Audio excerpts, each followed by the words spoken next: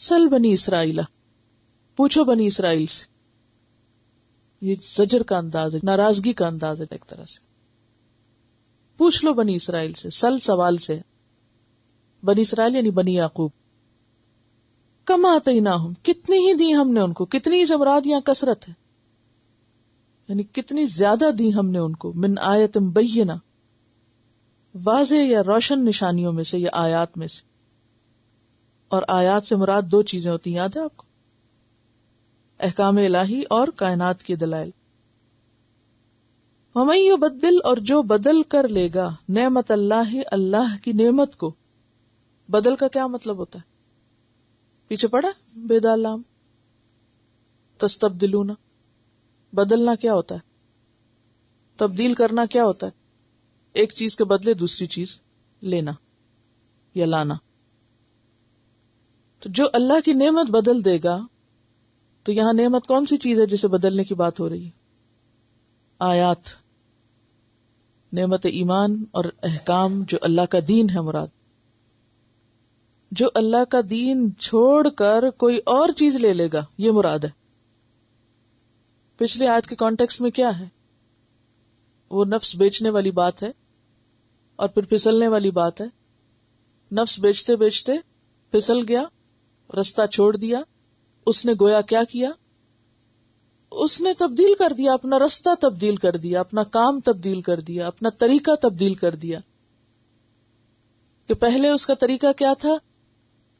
اللہ کی آیات کو لے رہا تھا، اور اب اس نے کیا کیا؟ اللہ کی آیات چھوڑ کے کوئی اور چیز لینے کے لیے جھکا اور وہیں پھسلا اور گیا اور گرا. اور جیسے سورۃ الاعراف میں ایسے شخص کی مثال کتے کی سی مثال ہے نا، کہ وہ شخص کیا کرتا ہے؟ دین کو چھوڑ کر دنیا کے پیچھے بھاگتا ہے، تو جیسے کتا ہڈی کے پیچھے. اور وہ لالچ بری بلا ہے، کہ وہ جو قصہ سنا ہوگا آپ نے، کہ وہ پانی کے کنارے جا رہا تھا، ندی کے کنارے. اس نے دیکھا کہ کوئی اور کتا جو ہے وہ اپنا ہی سایہ تھا، کہ وہ ہڈی لے کے جا رہا ہے، تو اس کو اپنی تو بھول گئی، وہ اس کے پیچھے پڑا. تو اتنے میں منہ کھولا اس کی ہڈی لینے کے لیے، تو اپنی بھی چھوٹ کے پانی میں گری. تو یہی زلل تم، اسی چیز کا نام ہے کہ انسان اچھا بھلا دین کے راستے پہ جا رہا ہے. اتنے میں دنیا کی کوئی اٹریکشن نظر آئی، کیا ہوا؟ اس کی لالچ میں پھسلا، اور وہ جو کر رہا تھا نا پہلے دین کا کام یا دین پر عمل، وہ بھی چھوڑ بیٹھا اور سب آیا گیا ہوا. تو اس نے کیا کیا؟ دراصل کیا بدل کے کیا لیا؟ اللہ کی نعمت بدل کے حقیر چیزوں کو لے لیا، اور وہ بھی گئی ہاتھ سے. دنیا میں کتنے دن رہنا؟ وَمَن يُبَدِّلْ نِعْمَتَ اللَّهِ مِن بَعْدِ مَا جَاءَتْهُ، اس کے بعد کہ وہ نعمت اس کے پاس آئی تھی، اس کو اللہ نے موقع دیا تھا، توفیق دی تھی. تو ایسا شخص فَإِنَّ اللَّهَ شَدِيدُ الْعِقَابِ، اللہ سخت سزا دینے والا ہے. پھر ایسے لوگ دنیا میں بھی فائدہ نہیں اٹھا سکتے. پھر بنی اسرائیل کی بات کی گئی. سل بنی اسرائیل، بنی اسرائیل سے پوچھو. کیا پوچھو؟ کما آتیناہم من آیۃ بینہ، کہ ہم نے انہیں کتنی ہی کھلی نشانیاں دی تھی، لیکن انہوں نے کیا کیا؟ وَمَن يُبَدِّلْ نِعْمَتَ اللَّهِ، جو بدل دے اللہ کی نعمت کو. یہاں نعمت سے مراد کیا ہے؟ آیۃ بینہ، اللہ تعالی کی آیات، یہ ہے نعمتیں. یعنی ان کو چھوڑ کر دنیا کے پیچھے لگ گئے. تو پھر وَمَن يُبَدِّلْ، جو بھی بدل کر لے، نعمت اللہ، اللہ کی نعمت کو، من بعد ما جاءتہ، اس کے بعد کہ وہ اس کے پاس آ گئی، فإن اللہ شدید العقاب، تو اللہ سخت سزا دینے والا ہے. لیکن پیچھے آپ نے پڑھا کہ انہوں نے کیا کیا تھا؟ کلام الہی کو بدل دیا، بہت ساری چیزوں کو بدل دیا. کس لیے؟ اپنی خواہشات کی پیروی کرنے کے لیے. اور جیسے اقبال نے کہا نا، خود نہیں بدلتے قرآن کو بدل دیتے ہیں. یعنی لوگ قرآن کے مطابق اپنے آپ کو بدلنے کی بجائے کیا کرتے ہیں؟ قرآن بدلنے لگتے ہیں. یعنی اس کے مفہوم میں تعویلیں کر کے اپنی مرضی کا مطلب نکال کے یہ کہتے ہیں کہ ہم دین پر بھی ہیں اور مرضی بھی اپنی کر رہے ہوتے ہیں. یعنی بظاہر یہ شو کرتے ہیں کہ ہم دین پر ہیں، حالانکہ مرضی اپنی کر رہے ہوتے ہیں. یعنی قرآنی آیات میں یا قرآنی احکامات میں اس قسم کی تبدیلی اور رد و بدل، ٹیکسٹ تو نہیں بدل سکتے، تو لوگ پھر سارا زور کہاں لگاتے ہیں؟ معنی نکالنے میں. تو اس آیت سے کیا پتہ چلتا ہے؟ اور یہ مجھے بتائیے کہ پھر بنی اسرائیل کا ذکر یہاں کیوں ہوا؟ وہ تو ختم ہو گیا تھا پیچھے، دوبارہ کیوں ہوا؟ کہ ہم سبق حاصل کریں کہ ہم سے پہلے بنی اسرائیل نے کیا کیا تھا. اللہ نے ان کو چنا تھا کس لیے؟ امامت کے لیے، اپنے دین کی خدمت کے لیے. انہوں نے کیا کیا؟ دین کی خدمت چھوڑ کے دنیا کے پیچھے لگ گئے. تو گویا انہوں نے اللہ کی نعمت کو بدل دیا. تو جو بھی ایسا کرے، وَمَن يُبَدِّلْ، جو بھی سے مراد کیا؟ چاہے بنی اسرائیل ہو چاہے بنی اسماعیل ہو، جو بھی کوئی ایسا کرے کہ وہ اللہ کی نعمت کو چھوڑ کر بدلے میں کچھ اور لینے لگے، فَإِنَّ اللَّهَ شَدِيدُ الْعِقَابِ، تو اللہ سخت سزا دینے والا ہے. کوئی مثال سے سمجھائے گا اس بات کو؟ کیسے ہوتا ہے یہ؟ اس بات کا مطلب کیا ہے؟ کیا سکھایا جانا مقصود ہے یہاں؟ کیا بتایا جا رہا ہے؟ اللہ کی نعمتیں لوگ کیسے تبدیل کر دیتے ہیں؟ یعنی ایک نعمت اللہ بندے کو دیتا ہے، مَن يُرِدِ اللَّهُ بِهِ خَيْرًا يُفَقِّهْهُ فِي الدِّينِ، اللہ جس سے بھلائی کا ارادہ کرتا ہے اس کو دین کی سمجھ دیتا ہے. اس نے دین کی سمجھ کا موقع بھی دے دیا، توفیق بھی دے دی. کوئی ایسی سخت مجبوری بھی نہیں، کوئی ایسے سخت شدید حالات بھی نہیں کہ جس میں انسان کہے کہ نہیں میں نہیں کر سکتا، اور پھر انسان اسے چھوڑ کر دنیا کے پیچھے بھاگنا شروع کر دے. اور اگر ساری امت مسلمہ یہی کچھ کر لے تو نتیجہ کیا نکلے گا؟ یہاں سب سے پہلا میرا سوال یہ کہ نعمت کہا کس کو گیا ہے؟ میں دوبارہ وضاحت کرتی عبارت کی. سل پوچھئے بنی اسرائیل سے، کم کتنی ہی، یعنی بہت ساری، آتیناہم دی ہم نے ان کو، کیا من آیت بینہ، کھلی کھلی آیات میں سے. نشانیاں ہی نہیں، صرف آیت کا مطلب کیا ہوتا ہے؟ دین کے احکامات بھی، آیات الہی بھی، اور کائنات کی نشانیاں بھی. نہیں، معجزات بھی دی ہم نے، آیات بھی دی. انہوں نے کیا کیا؟ وَمَن يُبَدِّلْ نِعْمَتَ اللَّهِ، اللہ کی نعمت بدل دی. تو نعمت کیا تھی جو بدلی؟ کیا ملا تھا ان کو جو بدل دیا انہوں نے؟ آیت بینہ، ان آیات کو چھوڑ کر، اس دین کے کام کو چھوڑ کر اور چیزوں کے پیچھے لگ گئے. وَمَن يُبَدِّلْ نِعْمَتَ اللَّهِ مِن بَعْدِ مَا جَاءَتْهُ، وہ آئی ان کے پاس تھی. ہمیں بھی یا ایھا الذین آمنوا کہہ کے حکم دیے جا رہے ہیں یا نہیں؟ ایک طرف ہم کہتے ہیں ہم ایمان والے ہیں، دوسری طرف کہا جاتا ہے اے ایمان والو یہ کر لو، ادخلوا فی السلم کافہ، دین میں پورے داخل ہو جاؤ. تو ہم اس حکم کو رکھ کے اپنی مرضی شروع کر دیں، جو ہمیں سوٹ کرتا ہو دین جتنا جیسا وہ لے لیں اور باقی چھوڑ دیں، اور دنیا کے سامنے ایک بدترین مثال قائم کریں کہ ایسے ہوتے ہیں مسلمان. تو ہم کیا کر رہے ہیں؟ تو بات یہ ہے کہ اس وقت جہاں ہمیں محنت کرنی چاہیے، جہاں قوتیں لگانی چاہیے، جہاں ہمیں کچھ پروو کرنا چاہیے، وہ کرنے کی بجائے ہم کن کاموں میں لگے ہوئے ہیں؟ جس امت کو پہلا سبق اقرا کا ملا تھا، پڑھو، وہ پڑھنا لکھنا ہی بھولی ہوئی ہے. اور اقرا صرف خالی اقرا نہیں تھا، اقرا بسم ربک الذی خلق تھا، رب کا نام ساتھ تھا. ہم نے اگر پڑھا بھی اور اپنے بچوں کو پڑھایا بھی تو رب کے نام کو الگ کر کے بس صرف دنیا پڑھا دی. ہمیں اللہ نے اتنا بڑا خزانہ دیا تھا، قرآن جیسی نعمت، اس کو چھوڑ کر ایسی نعمت کسی دنیا کی اور قوم کے پاس نہیں ہے کہ اللہ کا کلام صحیح حالت میں اس کے پاس موجود ہو. کسی بھی مذہب اور کسی بھی تہذیب اور کسی بھی کمیونٹی کے پاس یہ نعمت نہیں ہے جو مسلمانوں کے پاس. وہ جس بھی دین پر ہے وہ اپنے بچوں کو وہ سکھانے اور پڑھانے میں محنت کر رہے ہیں، اور اس کے برعکس مسلمانوں کے پاس جو علم کا خزانہ یعنی قرآن، آیت بینہ ہے نا، قرآن کی نہیں ہے.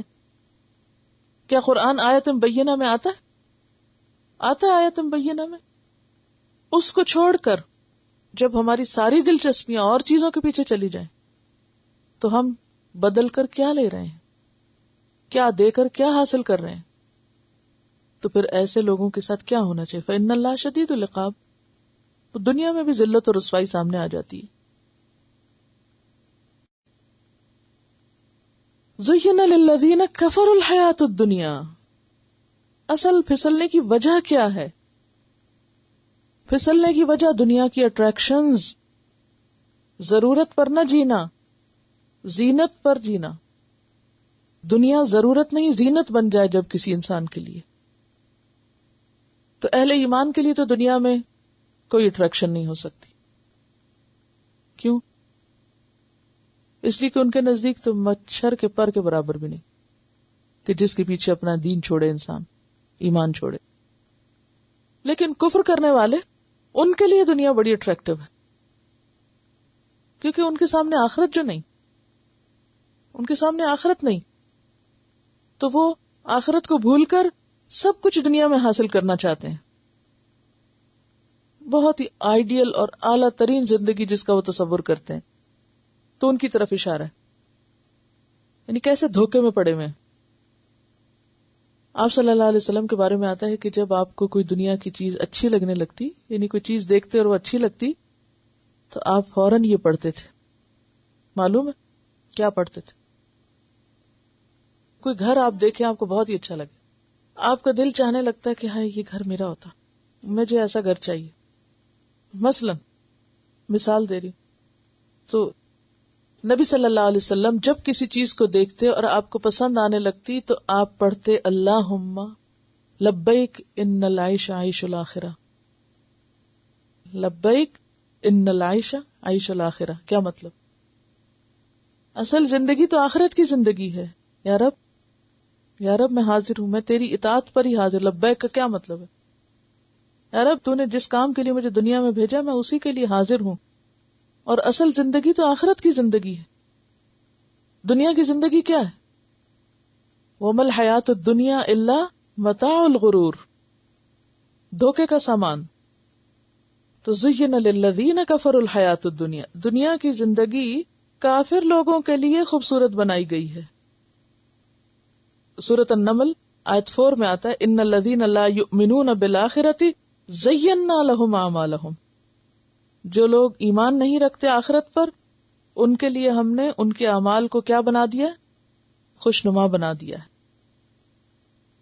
مومن کو کیوں نہیں اٹریکشن دنیا میں ہوتی؟ مومن کو دنیا میں اٹریکشن کیوں نہیں ہوتی؟ کیوں نہیں اسے دلچسپی ہوتی؟ اس کے دل میں نہیں کھپتی، اس کو انٹرسٹ نہیں ہوتا. وہ دنیا کی چیزوں کو حقیقت کی نظر سے دیکھتا ہے کہ اس کی حقیقت کیا ہے، اس کا انجام کیا ہے، اور اس کا کمپیرزن فوراً کرتا ہے کس سے؟ جنت سے. اور جنت کیا ہے؟ موضع صوت فی الجنت خیر من الدنیا وما فیہا. ایک کوڑا رکھنے کی جگہ جنت میں دنیا اور جو کچھ دنیا کے اندر ہے وہ سب سے بہتر ہے. ایسے لوگ جو پھر دنیا پا بھی لیتے ہیں وہ کیا کرنے لگتے ہیں؟ وَيَسْخَرُونَ، مذاق اڑاتے ہیں. سین خیرے، مسخرہ پن. مذاق کون اڑاتا ہے؟ کس کا؟ جس کو وہ اپنے سے حقیر سمجھتا ہے، جس کو وہ احترام دیتا ہے یا بڑا سمجھتا ہے، اس کا کوئی مذاق نہیں اڑا سکتا. کوئی اپنی ماں کا مذاق نہیں اڑاتا، اپنے باپ کا نہیں اڑاتا. لیکن کیسے لوگ ہیں جو دین کا مذاق اڑاتے ہیں، یا پھر ساتھ ہی دین والوں کا بھی اڑانے لگتے ہیں. ایسے لوگ جو دنیا کی زندگی میں کھبے ہوئے ہیں، وہ اہل ایمان کو حقیر سمجھ کر یسخرون من الذین آمنوا، ایمان والوں کا مذاق اڑاتے ہیں. والذین اتقوا، اور وہ لوگ جنہوں نے تقوی اختیار کیا، وہ کیا ہوں گے؟ فوقہم، ان سے اوپر ہوں گے. یوم القیامت، قیامت کے دن. وہ کیوں اوپر ہوں گے ان سے؟ تقوی والے اوپر ہوں گے قیامت کے دن، کیونکہ وہ دنیا میں بھی اخلاقی طور پر اوپر ہی ہوتے ہیں، اخلاقی برتری پر ہوتے ہیں دنیا میں. تو قیامت کے دن حقیقی برتری پر آ جائیں گے. یعنی تقوی والوں کا جب کوئی مذاق اڑاتا ہے تو وہ جواب میں کیا نہیں کرتے؟ مذاق نہیں اڑاتے. یعنی اگر کوئی ایسا شخص جو آپ کے دین کا مذاق اڑائے، آپ کو جواباً کیا کرنا ہے؟ بلند اخلاق کا ثبوت دینا ہے. اور وہ بلندی اخلاق کیا ہو جائے گی؟ قیامت کے دن بلندی کا ذریعہ بن جائے گی. آپ اس کے لیول پر نہیں اتریں گے کہ کوئی آپ کے دین کا مذاق اڑا رہا تو آپ اس کی دنیا کا مذاق اڑانے لگے. یہ نہیں ہوگا. وَيَسْخَرُونَ مِنَ الَّذِينَ آمَنُوا وَالَّذِينَ اتَّقَوْا فَوْقَهُمْ يَوْمَ الْقِيَامَةِ. وہ سورۃ مطففین میں یہ بات بہت واضح کر کے بیان کی گئی ہے. إِنَّ الَّذِينَ أَجْرَمُوا كَانُوا مِنَ الَّذِينَ آمَنُوا يَضْحَكُونَ وَإِذَا مَرُّوا بِهِمْ يَتَغَامَزُونَ وَإِذَا انقَلَبُوا إِلَىٰ أَهْلِهِمْ انقَلَبُوا فَكِهِينَ. لیکن قیامت کے دن کیا ہوگا؟ فَالْيَوْمَ الَّذِينَ آمَنُوا مِنَ الْكُفَّارِ يَضْحَكُونَ عَلَى الْأَرَائِكِ يَنظُرُونَ. آج ایمان والے کفار پر ہنس رہے ہوں گے، اونچی مسندوں پر تکیہ لگا کے بیٹھے ہوں گے. دنیا میں خاموشی سے وہ صبر کے ساتھ سارے مذاق سہتے رہے. واللہ یرزق من یشاء بغیر حساب. اور اللہ رزق دیتا ہے جس کو چاہتا ہے بغیر حساب کے. عام طور پر لوگ کس کا مذاق اڑاتے ہیں؟ جس کے پاس رزق کی کمی ہوتی ہے. اور ایمان والے حلال حرام کا فرق کرتے کرتے اتنے تھوڑے پر آ جاتے ہیں کہ لوگ ان کو بے وقوف سمجھ کے مذاق اڑاتے ہیں. فرمایا کہ اللہ جسے چاہتا ہے بے حساب رزق دیتا ہے، دنیا میں اور آخرت میں بھی. واللہ یضاعف لمن یشاء واللہ واسع علیم. اور قیامت کے دن تو لہم اجر غیر ممنون. سورۃ الانشقاق آیت 25. فرمایا کہ یہ تو مسلمانوں کے کرنے کے کام نہیں تھے. زینا للذین کفروا الحیات الدنیا. دنیا کی زندگی تو کافروں کے لیے خوبصورت بنائی گئی تھی، اور ان کا کام کیا ہے؟ وہ اپنی دنیا میں ترقی کر کے اہل ایمان کو بے وقوف سمجھتے ہیں. وَيَسْخَرُونَ مِنَ الَّذِينَ آمَنُوا. حقیقی ایمان والوں کا مذاق اڑاتے ہیں. وَالَّذِينَ اتَّقَوْا فَوْقَهُمْ يَوْمَ الْقِيَامَةِ. اور وہ لوگ جنہوں نے تقوی اختیار کیا قیامت کے دن وہ ان سے اوپر ہوں گے. یعنی ایک مسلمان خواہ دنیاوی اعتبار سے مادی اعتبار سے کمزور ہی کیوں نہ ہو، لیکن اگر ایمان میں بڑا ہوا ہے، جیسے حضرت صہیب ہے، سارا مال ایک طرف رہ گیا. حضرت بلال ہے، کوئی مال نہیں، کوئی خاندان نہیں، کچھ نہیں. حضرت سلمان فارسی ہیں. ان لوگوں کے لیے کہا جا رہا ہے کہ اگر ان کو ناراض کیا تو رب کو ناراض کیا. تو اسلام میں اصل قدر و قیمت انسان کی کس بنیاد پر ہے؟ اس کے تقوی کی بنیاد پر، اس کے ایمان کی بنیاد پر. فرمایا کہ آج اگر کوئی ایمان والوں کا مذاق اڑا رہا ہے کہ ان کے پاس کھانے کو نہیں، پہننے کو نہیں، لباس نہیں، ان کی دنیاوی شان و شوکت نہیں، تو قیامت کے دن کیا ہوگا؟ یہ لوگ اپنے تقوی کی وجہ سے ان اکرمکم عند اللہ اتقاکم بہت بلند مقام پر ہوں گے. اور دنیا کے رزق کا جہاں تک تعلق ہے، واللہ یرزق من یشاء بغیر حساب. اللہ جس کو چاہتا ہے بے حساب رزق دیتا ہے. گویا دوسرے لفظوں میں کسی انسان کے پاس رزق کا زیادہ ہونا اس بات کی دلیل نہیں کہ وہ اللہ کا بہت عزیز اور پیارا ہے. کوئی شخص مکمل طور پر بھی کنگال ہو کر مادی اعتبار اور مادی معنوں میں، مکمل طور پر فقیر ہو کر بھی کہ پورے کا پورا مال وہ لٹا بیٹھے اللہ کے راستے میں یا اللہ کی خاطر، وہ اللہ کے نزدیک بہت ہی عزیز اور محبوب ہو سکتا ہے. حدیث میں آتا ہے جو شخص کسی مومن مرد یا عورت کو اس کے فقر و فاقہ کی وجہ سے حقیر سمجھتا ہے، یعنی اس کے پاس کھانے کو نہیں یا پہننے کو نہیں، یا اس کا لباس اچھا نہیں، یا گھر اچھا نہیں، تو اس وجہ سے وہ اس کو حقیر سمجھتا ہے، اللہ تعالیٰ قیامت کے روز اسے اولین و آخرین کے مجمع میں ذلیل و رسوا کریں گے. یعنی اگر ایک شخص کے پاس ایمان ہے، دین ہے، اخلاق ہے، لیکن مال نہیں، اور دوسرا شخص صرف اس بنا پر اس کی قدر نہیں کرتا کہ اس کے پاس مال نہیں، تو قیامت کے دن ایسا شخص ذلیل و رسوا ہوگا. اصل میں مسلمان جو تھے وہ اس دور میں معاشی اعتبار سے بہت ہی کمزور تھے. اور خود سوچے کہ سارا مال و متاع ان کا پیچھے مکہ میں رہ گیا، پھر ہر سال جنگ ہو رہی ہے، طرح طرح کی مشقتیں ہیں، فاقے ہیں، بھوک ہے، تکلیف ہے. تو ایسے میں جو منافق تھے وہ بہت امیر لوگ تھے. مدینہ کے امیر ترین لوگ جو تھے وہ منافق تھے یا پھر یہود تھے، ان کے پاس بہت مال تھا. تو وہ کیا کرتے تھے؟ ایمان لانے والوں کا مذاق اڑاتے تھے. کیا مذاق اڑاتے ہوں گے؟ آپ کو سمجھ میں آ گیا کہ مدینہ کی سچویشن کیا تھی، اہل ایمان کی مادی حالت کیا تھی، اور اس کے برعکس یہود کی اور منافقین کی کیا تھی. منافقین جنگ میں کیوں نہیں جاتے تھے؟ کہتے تھے نہ بیوتنا عورہ، ہمارے گھروں کا خیال کون کرے گا، ہماری فصلوں کا خیال کون کرے گا، ہمارا بزنس کون دیکھے گا. اور اہل ایمان کو ایک کال آتی تھی سب چھوڑ کے بھاگ نکلتے تھے. تو نتیجہ میں کیا تھا کہ ظاہر ہے کہ دنیا میں کمزور تھے، دنیاوی اعتبار سے کچھ زیادہ نہیں تھا ان کے پاس. حضرت ابو ایوب انصاری نے یہ کہا تھا کہ ہم کچھ انصار نے مل کے یہ فیصلہ کیا کہ اب بہت دن ہو گئے ہیں، بہت قربانی ہو گئی، ہمارے مال متاع، بزنس، کاروبار سب ٹھپ پڑے ہیں، تو کیوں نہ اب اللہ نے اسلام کو عزت غلبہ دے دیا، بہت لوگ ہو گئے ہیں مسلمان، ہم ذرا اب اپنے گھر بار ٹھیک کریں. تو فوراً آیت نازل ہو گئی تھی کہ اللہ کے نبی نے تم پہ محنت کی، تمہیں تیار کیا کس کام کے لیے؟ کہ تمہارے ذریعے اب آئندہ پوری دنیا میں اسلام پہنچے گا. اگر صحابہ کرام یہ قربانی نہ دیتے، اپنے گھر بار نہ چھوڑتے، تو اسلام کیسے پھیلتا؟ اگر وہ کہتے ٹھیک ہے اللہ کے رسول نے اسلام کا نام بلند کیا، بہت اسلام پھیل گیا، اور اب وہ بھی دنیا سے چلے گئے، چلو اب ہم اپنے کاروبار واپس سنبھالتے ہیں، اسلام پھیلنا تو پھیل گیا، اسٹیبلش ہو گیا، قرآن اتر گیا، بس کافی ہے. نہیں، تمہیں تو چنا گیا تھا اس لیے